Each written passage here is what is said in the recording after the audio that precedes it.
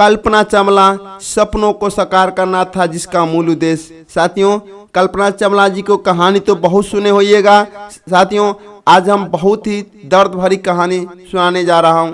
साथियों, आप लास्ट तक जरूर सुने, बहुत ही इसमें कुछ सीखने को मिलती है कि कल्पना जी ने अपने जीवन काल में क्या किए। तो आइए साथियों, चलते हैं कल्पना जी के कहानी की ओर। बहुत ही दर्द भरी कहानी है। कल्पना चावला सपनों को साकार करना था जिसका मूल उद्देश्य। यदि जीवन में कुछ हासिल करना हो तो हमेशा अपने लक्ष्य पर केंद्रित रहो। ये शब्द किसी और के नहीं बल्कि कल्पना चावला के थे। इसी को उन्होंने अपने जीवन का मूल मंत्र बनाया था। इसी पर वह दृढ़ रही और वहां पहुंची जहां के बारे में सोचने में भी लोगों को डर लगता है। कल्पना चावला हरियाणा में एक गरीब परिवार में हुई थी। उनका जन्म 1 जुलाई 1961 को पंजाब के करनाल जिले में हुआ था, जो अब हरियाणा में है। उनके पिता बनारसी लाल चावला, माता संज्योति थी।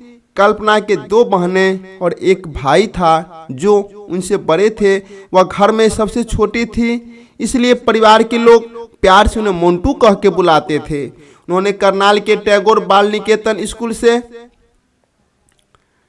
अपनी पढ़ाई की। उसके बाद चंडीगढ़ में पंजाब इंजीनियरिंग कॉलेज में दाखिला लिया। वह 1982 में BS की डिग्री लेकर वहां से निकली। भारत के प्रख्यात पायलट JRD टाटा से प्रेरित होकर उन्होंने उड़ान भरने की रुचि पैदा हुई। उन्होंने चंडीगढ़ स्थित अपने कॉलेज में एरोनॉटिकल इंजीनियरिंग में एडमिशन ले लिया। उस जमाने में इंजीनियरों की पढ़ाई इक्का दुक्का लड़कियां ही करती थीं। सच्चाई यह है कि एरोस्पेस इंजीनियरिंग क्लास करने वाली वही एकमात्र लड़की थी। वह लड़कियों के लिए प्रेरणा बन गई। कल्पना कभी कॉलेज हॉस्टल में नहीं रही। कॉलेज परिसर के बाहर मकान लेकर अकेले ही रहती थी और इसके लिए उन्हें कोई डर भी नहीं था। जब कोई उनसे पूछता कि अकेले रहने में डर नहीं लगता तो जवाब देती, मैं कराटे में ब्लैक होल्डर हूँ, कोई मुझे परेशान नहीं कर सकता है। यहाँ तक कि कॉलेज के दिनों में भी उन्होंने बड़े फैसले लिए। जब वह कॉलेज में 2nd ईयर में थी, उन्होंने वहाँ एक सेमिनार का आयोजन किया था। इसमें हिस्सा लेने के लिए भारतीय वायुसेना के लिए अधिकारियों को भाषण देने के लिए आमंत्रित किया गया। इससे साफ पता चलता है कि एरोनॉटिक्स में अपना भविष्य बनाने के लिए वह कितना समर्पित थी। पूरा सेमिनार व्यवस्थित तरीके से आयोजित किया गया और कल्पना ने भी सभी बिंदुओं पर ध्यान रखा। सेमिनार सफल रहा था, इसके लिए उन्होंने सराहा गया। ये सारे गुण थे जिनकी वजह से एक सफल एस्ट्रोनॉट बन सकी। जब वह कॉलेज में अंतिम वर्ष में थी तो अपने घर पर 6 से 7 जूनियर स्टूडेंट को भोजन पर आमंत्रित किया था। उन दिनों अकेली लड़की को अपने दोस्तों का घर बुलाना सामान्य बात नहीं थी। इससे पता चलता है कि वह कितने खुले विचारों की थी। कल्पना ने अपने हाथों से ही भोजन तैयार किया था। एरोनॉटिकल इंजीनियरिंग की डिग्री हासिल करने के बाद वह संयुक्त राष्ट्र चली गई। वहाँ अर्लिंगटन में टेक्सास यूनिवर्सिटी से 1984 में एरोस्पेस इंजीनियरिंग में मास्टर डिग्री प्राप्त की। उन्होंने अपनी पढ़ाई जारी रखते हुए 1986 में मास्टर ऑफ साइंस की दूसरी डिग्री प्राप्त की। 1988 में उन्होंने कोलोराडो यूनिवर्सिटी से एरोस्पेस इंजीनियर में PhD की। उसी साल कुछ महीने के बाद ही उन्हें national aeronautics and administration NASA के एक रिसर्च सेंटर में काम मिल गया। यहाँ नासा के वाइस प्रेसिडेंट सहित ओवरसेट मैथ्स के रिसर्च साइंटिस्ट के रूप में काम करना शुरू किया। यहाँ उन्होंने अनुसंधानकर्ताओं की टीम बनाकर उनके साथ काम किया। कल्पना को एयरप्लेन और ग्लाइडर्स के लिए सर्टिफिकेटेड फ्लाइट इंस्ट्रक्शन के निर्धारण का जिम्मा सौंपा गया। साथियों, यहाँ उन्होंने विकास और तकनीकी प्रारूप से पूरे जुड़े विभिन्न प्रोजेक्ट की जिम्मेदारी सौंपी गई थी। उन्होंने प्रोजेक्ट को विभिन्न तकनीकी समारोहों में प्रस्तुत कर दिया गया। उनके पास एकल और बहु इंजन चालित हवाई जहाज़ों, समुद्री जहाज़ों और ग्लाइडर्स के व्यावसायिक पायलट के लाइसेंस भी थे। उनके पास फेडरल कम्युनिकेशन कमीशन से जारी अमेचर रेडियो लाइसेंस भी था। उन्होंने 1983 में जीन पियरे हैरिसन से मुलाकात का मौका मिला था, जो जाने माने हवाई प्रशिक्षक और उड़ानों से संबंधित लेखक थे। उन्होंने इसी साल शादी कर ली और वह संयुक्त राज्य की नागरिक बन गई।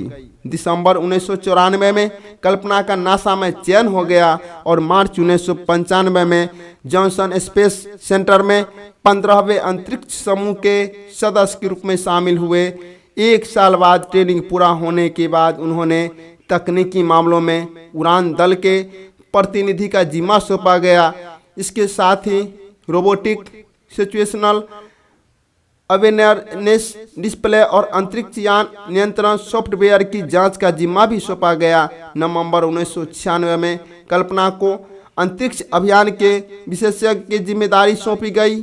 1997 में वह पहली बार अंतरिक्ष में गई। भारत के लोग जब उनके इस अभियान से अच्छी तरह से परिचित नहीं थे। इस सफलता को प्राप्त करने वाली वह दूसरी गैर भारतीय महिला थी, लेकिन उनके लिए किसी चमत्कार से कम नहीं था। बाद में उनकी अन्य उपलब्धियों पर इसका गहरा असर पड़ा। हालांकि उन्होंने 1995 में नासा ज्वाइन कर लिया, उन्होंने 1998 में वहां पहली उड़ान के लिए चुना गया। अपनी पहली उड़ान में उन्होंने पूरी पृथ्वी के 252 चक्कर लगाए थे। कल्पना के लिए पल यादगार था, क्योंकि यह सौभाग्य प्राप्त करने वाली भारत में जन्मी वह पहली महिला और दूसरी अंतरिक्ष यात्री थी। राकेश शर्मा पहले भारतीय थे जिन्होंने 1984 में अंतरिक्ष यात्रा की। अंतरिक्ष यात्रा के बाद कार्यालय में उन्हें तकनीकी पद की जिम्मेदारी दी गई। उस कार्यकाल में अपने सहकर्मियों के साथ मिलकर बेहतरीन काम करने के बदले उन्हें विशेष पुरस्कार प्रदान किया गया। टेक्सास यूनिवर्सिटी अर्लिंगटन यूटीए, यहाँ से कल्पना ने ग्रेजुएशन किया था। वहाँ के प्रोफेसर ने पहली अंतरिक्ष यात्रा से लौटने के बाद बुलाया और कहा, एक महिला होने के बावजूद कल्पना ने अपनी अपार क्षमता का परिचय देते हुए जो उपलब्धियां हासिल की, यूनिवर्सिटी का यही वास्तविक शुल्क है। उन्होंने प्रथम अंतरिक्ष यात्री से लौटने के बाद यूटीए के विद्यार्थियों और शिक्षकों के सामने इसकी प्रस्तुति दी थी। अंतरिक्ष यात्रियों के दल के सदस्य के रूप में दूसरी बार भी उनका चयन हुआ, लेकिन किन्हीं कारणों से यात्रा में विलंब होता गया। दल ने लगभग 80 बार प्रयोग करके आश्वस्त किया कि यह यात्रा अंतरिक्ष यात्रियों के लिए सुरक्षित और बेहतरीन है। इसमें उच्च तथा तकनीकी स्तरों और पृथ्वी तथा अंतरिक्ष विज्ञान के विशेषज्ञ भी शामिल थे। हर प्रकार के जांच के बाद संतुष्टि मिलने पर ही अंतरिक्ष यात्रा की तैयारी हुई। अंत में 1 फरवरी 2003 को दोबारा अंतरिक्ष यात्रा शुरू हुई, लेकिन यात्रा के थोड़ी ही देर बाद अंतरिक्ष यान पृथ्वी की ओर लौटने लगा था। सभी 7 अंतरिक्ष यात्री अपनी अंतिम सांसें गिन चुके थे। अब लोग उनके धरती पर लौटने का इंतजार कर रहे थे। अब वह अंतरिक्ष यान धरती की तरफ लौट रहा था। धरती पर आने के ठीक 16 मिनट पहले आग की लपेटों के साथ जोरदार धमाका हुआ और अंतरिक्ष में ही सब कुछ खत्म हो गया। वह एक बार तारों को स्पर्श करना चाहती थी, लेकिन आग की इन्हीं लपेटों में उनकी सारी कहानी सिमट गई। जो लोग उनकी अंतरिक्ष यात्रा पर शुभकामनाएं दे रहे थे, उनकी सफलता के लिए ईश्वर से प्रार्थना कर रहे थे, वही अब उनकी आत्मा की शांति के लिए परमात्मा से प्रार्थना कर रहे थे। पूरा देश शोक के समंदर में डूब गया। अपनी मृत्यु के बाद भी वह पूरी दुनिया के विद्यार्थियों को आज प्रेरित कर रही है।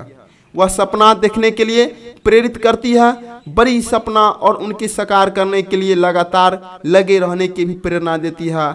आज वह इस दुनिया में नहीं है, फिर भी उन्होंने जो कुछ कर दिखाया उससे सतत प्रेरणा मिल रही है। उनकी तरह ऐसे बहुत हैं जो बड़े सपने देखते हैं लेकिन मंजिल तक बिरले ही पहुंच पाते हैं। जो सपने देखते हैं परिस्थितियों से घबराते नहीं, वह सच कर दिखलाते हैं। अधिकतर लोग फिल्मी सितारों की तरह चमकना ही अपनी मंजिल और लक्ष्य मानते हैं, लेकिन कल्पना सबसे अलग थी। कल्पना के सितारों को देखती थी, सितारों के चारों ओर चक्कर लगाती थी। कल्पना की इस बेटी ने हरियाणा की इस बेटी ने बड़ा सपना देखा और पूरा करने के लिए अपनी सारी शक्ति लगा दी। फिर उनकी उपलब्धियां हमें क्यों प्रेरित नहीं करेगी? जीवन बहुत ही छोटा है, उसे बर्बाद नहीं करेंगे। उन्होंने इस बेहतर ढंग से समझाया। वह हमेशा ऊंचाइयों की ओर लक्ष्य करती थी। अगर कल्पना लक्ष्य हासिल कर सकती है तो मैं क्यों नहीं? उनके जीवन से प्रेरित होने वाली भारत की हर महिला और लड़कियों के मन में यह प्रश्न उठता है, यदि एक छोटे से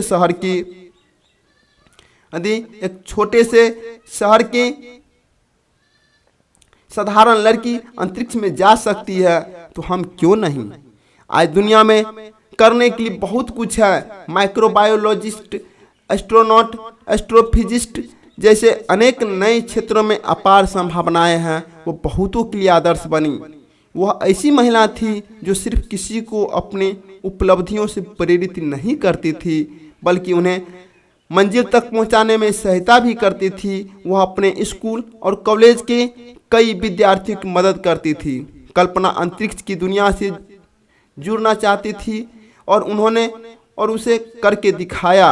हालांकि यह कोई सामान्य बात नहीं है, लेकिन ऐसा सोचने वालों के लिए कल्पना प्रेरणा बन गई। उनके जीने का मूल मंत्र सभी कामों को करते हुए आगे बढ़ना था। वह उड़ान भरने, घूमने फिरने, पुस्तकें पढ़ने और भ्रमण करने की शौकीन थी। कल्पना उड़ान भरना उन्हें बेहतर पसंद थी। एरोबेटिक्स और टेल हिल हवाई जहाज में उड़ना उन्हें अच्छा लगता था। कल्पना चावला संगीत का आनंद उठाती थी और तरह तरह का संगीत सुनती थी। भारत में उनका जन्म जरूर हुआ, लेकिन पढ़ाई और जीवन का अधिकांश समय अमेरिका में ही बीता। इस तरह से उन्होंने भारतीय संगीत के साथ साथ पाश्चात्य संगीत भी पसंद था। उन्हें हर तरह के संगीत पसंद थे। वह एक तरफ भक्ति संगीत पसंद करती थी तो दूसरी तरफ नुसरत फतेह अली खान के सूफी संगीत को ही पसंद करती थी। वह डीप पर्पल की तरह क्लासिक रॉक भी सुनती थी। वह हमेशा अपने स्कूल के संपर्क में रहती थी। हालांकि वो अमेरिका चली गई, लेकिन ईमेल आदि के माध्यम से कॉलेज के सभी साथियों के संपर्क में रहती थी। वह कभी अपनी मंजिल से भटकी नहीं। कल्पना करनाल के जिस स्कूल में पढ़ती थी, वहाँ के 5 बच्चों को हर साल नासा के अंतरिक्ष कार्यक्रम में हिस्सा लेने की उन्हें व्यवस्था कर दी थी। यहाँ तक कि उन्हें उनके कॉलेज की छात्राएं अपनी आदर्श मानती थी। उन्हें भरोसा था यदि एक मध्यम परिवार की कुछ हासिल कर सकती है तो दूसरी लड़कियां भी जरूर कुछ विशेष कर सकती है। कल्पना के जाने से भारत की एक अपूरणीय क्षति हुई है।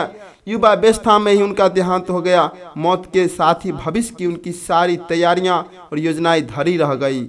वह अपने पति के लिए आज भी जीवित है। अपना नाम कल्पना, जिसका अर्थ विचार करना या सोचना है, लेकिन वह उतने तक सीमित नहीं रही। उन्होंने जिसकी कल्पना की उसे हासिल किया।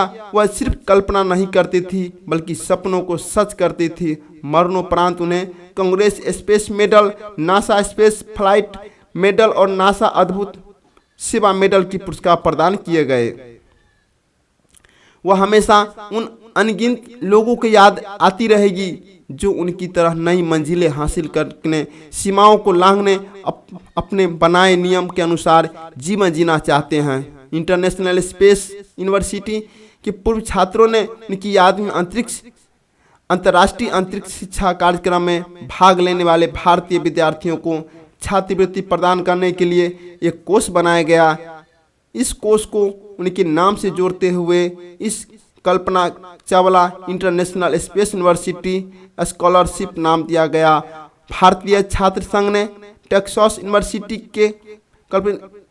में कल्पना चावला मेमोरियल स्कॉलरशिप नामक संस्था बनाई। टेक्सास यूनिवर्सिटी अर्लिंगटन में एक डॉर्मेट्री बनाई जिसका नाम कल्पना चावला हॉल है। उनकी जन्मभूमि करनाल में है। हरियाणा सरकार ने कल्पना चावला मेडिकल कॉलेज की स्थापना की। उनके सम्मान में Indian institute of technology Kharagpur में कल्पना चावला का स्पेस टेक्नोलॉजी सेल की स्थापना की। भारत के प्रधानमंत्री ने पहली उपग्रह श्रृंखला का नाम उनके ही नाम पर कल्पना रखा। कर्नाटक सरकार ने युवा महिला वैज्ञानिकों के लिए 2004 से कल्पना पुरस्कार की व्यवस्था की। इसके अलावा कई ऐसी चीज़ें हैं जो आज भी कल्पना की यादें ताज़ा करती है। उनके भाई मानते हैं कि उनकी बहन जीवित है, वह सितारा बनकर आज भी चमक रही है। साथियों, यह कहानी कैसा लगा कमेंट में ज़रूर बताइएगा और आपको नई कहानी ज़रूर लेकर आएंगे। और साथियों, चैनल पर पहली बार है तो आप सब्सक्राइब जरूर कीजिएगा, अपने दोस्तों को भी शेयर कीजिएगा और आपको अच्छी कहानी ज़रूर लेकर आएंगे। इसके लिए बस आज के लिए इतना ही, फिर मिलेंगे। जय हिंद, वंदे मातरम।